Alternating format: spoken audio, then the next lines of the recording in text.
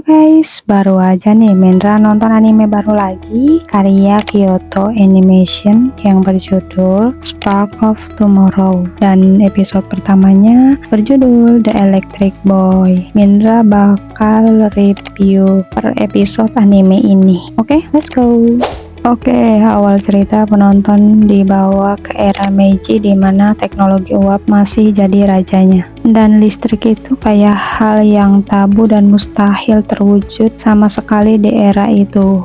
Nah, di sini kita diperkenalkan sama sang MC yaitu Kihachi yang punya impian bareng kakaknya bernama Seiruko. Mereka berdua ini berjanji bakal bikin masa era uap ini jadi abad ke-20 yang penuh dengan zaman listrik yang gemerlap penuh cahaya. Nah, untuk mewujudkan impiannya ada satu buku penting banget yang berjudul Katalog Abad 20 yang isinya adalah semua ide dan rencana mereka. Hingga suatu hari Seiruko alias sang kakak MC ini nekat buat nyalain lampu listrik di jalanan publik buat kasih tunjuk ke adiknya gimana begitu indahnya cahaya abad ke-20 ini.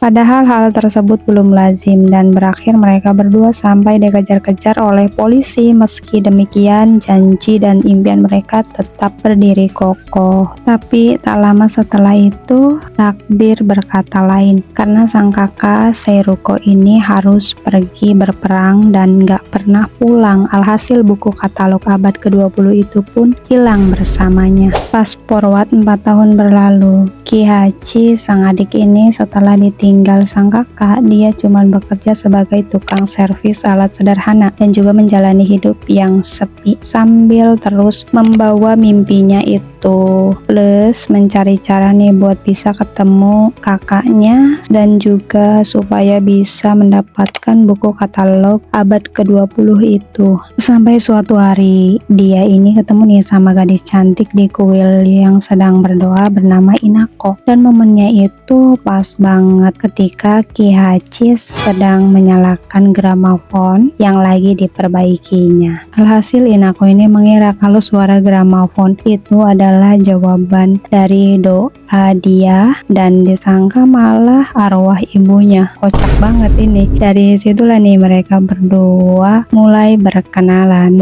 Tapi masalahnya datang saat Yosuke Mizue, sang pewaris bisnis mesin uap terbesar di Kyoto, yang datang ke keluarganya Inako buat nagih hutang. Cuman masalahnya keluarganya Inako ini lagi tak punya uang. Alhasil tak sanggup nih keluarganya membayar hutang tersebut. Sehingga Yosuke ini meminta jaminan lain, yaitu Yosuke meminta Noriko, kakaknya Inako, untuk dinikahi sebagai gantinya. Dan juga mencari-cari buku katalog abad 20 kelistrikan itu untuk diserahkan sama Noriko. Tapi plot twistnya ternyata Noriko ini sudah lebih dulu meminta adiknya Inako untuk menyerahkan buku tersebut ke Kihachi. Langsung lah nih buru-buru lah si Inako ini pergi ke rumahnya Kihachi. Di saat Inako berhasil sampai ke tempat Kihachi, sayangnya dia sempat pingsan dulu karena terpentok kepalanya ke sebuah lemari. Dan pas sadar, Inako kira dia sudah ada di surga karena dia melihat ada patung dewa yang bercahaya. Emang situasinya di situ pas Inako bangun emang gelap. Padahal itu semua gara-gara proyek kelistrikan buatan Kihachi yang lagi dinyalain aja. Kihachi ini emang sengaja jelasin kalau itu cuma hasil eksperimen dia aja ke Inako. Disitulah Inako antusias banget karena melihat keindahan sebuah cahaya yang gemerlap. Takjub gitu si Inako ini. Pas Kihachi tanya ke Inako tujuan datang ke sini buat apa, Inako pun jawab kalau dia disuruh memberikan barang oleh kakaknya ke Kihachi, dan pas dibuka barang itu adalah barang yang selama ini Kihachi cari, yaitu buku katalog abad 20 kelistrikan itu.